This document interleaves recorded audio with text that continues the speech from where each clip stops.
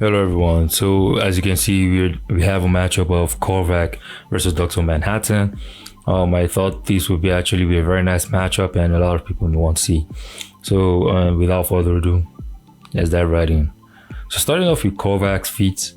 Korvac can do battle on every plane of existence in Marvel, which depends on context, because it is stated quite sometimes that the highest plane is dependence because eternity is transfinite. But every plane means every plane since we don't have further context. And this would be peak, high, outer plus. This battle took place using the astral planes. He can tank a punch that spread across the astral plane. To have an idea of the astral planes, then watch my Nightmare vs. Dream of the Endless video as I dive into how high it is in Marvel. But again, that punch would depend upon context, like I said earlier. Their fight is said to be a great upheaval in the fabric of reality. That is insane. Your battle makes Silver Surfer and Captain Marvel, who are high outer plus, wonder about what kind of fight is this, and the fight is beyond their perception. He wins Nighthawk. that's as good as extremely impressive, to be honest, right? And Nighthawk can easily get to tier 0. He can create things out of thin air, which is reality warping. Korvac changed the fundamentals of creation. That is also very impressive to do that to eternity. He has so much power that when it got reviewed, it made the high tiers of the multiverse get involved, which is Odin, Zeus, and Mephisto. That is not a joke. He stormed the entire Avengers. Not a joke as well. Time itself obeys him, aka eternity, or even likely higher. He can take the shape of anything, as he did with Watcher and Kang. He can take Galactus' shape and has infinite knowledge. Korvac can easily access the underspace, which is a high outer plus realm. Korvac is more powerful than Voyager, who is native to the far shore. Let that sink in. But at this time, she wasn't as such, or she wasn't represented or reviewed as such, or she hadn't existed, so she wasn't reviewed as such, so we can't call this a negative. But she is the daughter of the Collector, who is powerful. He has a weakness of antimatter, which is a problem. He has existence erasure. He one-shot Thor and Captain Marvel. Korvac is as smart as Tony, if not smarter. Korvac's power is the power cosmic, but a stronger one than Silver Surfer, which begs the question of how powerful is True Form Galactus. Subscribe if you want to see a video on such in the future. He has size alteration on a cosmic scale. Tanked several attacks from Iron God. Korvac and Tony's fight was powerful enough to get all the abstracts involved, and Korvac's power was upsetting the cosmic balance. That is very insane. Korvac seems to be consistently tier 0, but I will leave him at abstract tier, which is bounded still. Now, my god, moving to Dr. Manhattan. You see, Wonder Woman with some of Dr. Manhattan's power could have beaten Perpetua if she had not hesitated. The same thing with Wally, right? That already places Dr. Manhattan at higher than baseline tier 0.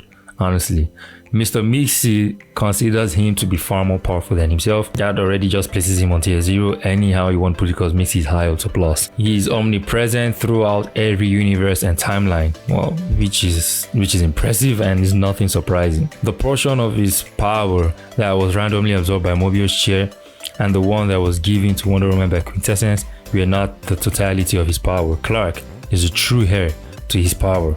He's again stated to be more powerful than Mixie, right? And he has killed Superman, which is very impressive. He has one-shot Pandora, who is very impressive. She skills to like Phantom Stranger, who is I think high multiversal. One-shot Metron, Owlman protected by he has one-shot Metron. He has one-shot Owlman protected by Mobius chair. That is impressive. Metron can go as far as the source wall, has infinite knowledge. Still one-shot him though. That's like high outer plus. Casually. Batman, who laughs after becoming Bad Manhattan, needed Wally's small portion of Dr. Manhattan's power to kill Perpetua.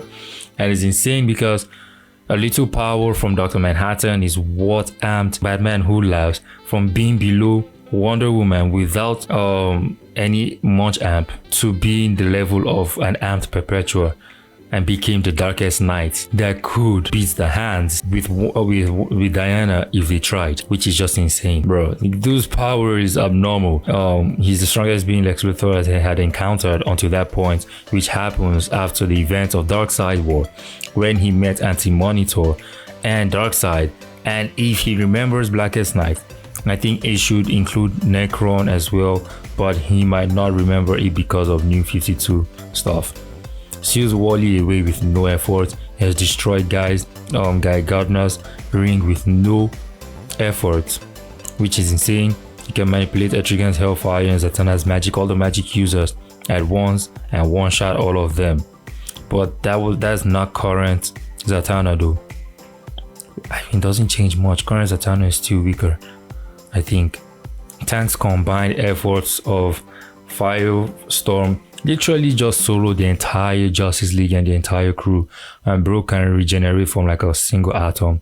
I think Korvac can do that as well. They basically almost the same thing.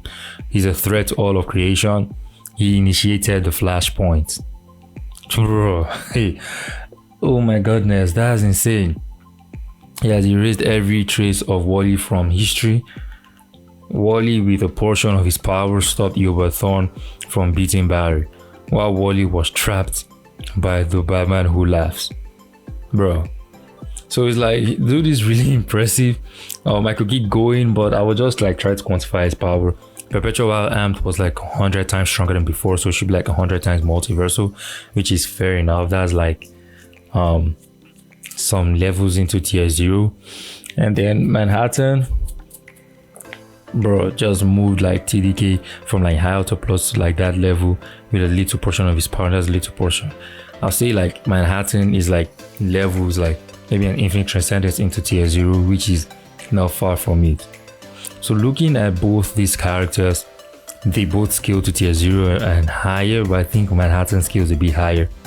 But I'm not detailed exactly for this video. I do have a video on Dr. Manhattan, which I will link below for greater context.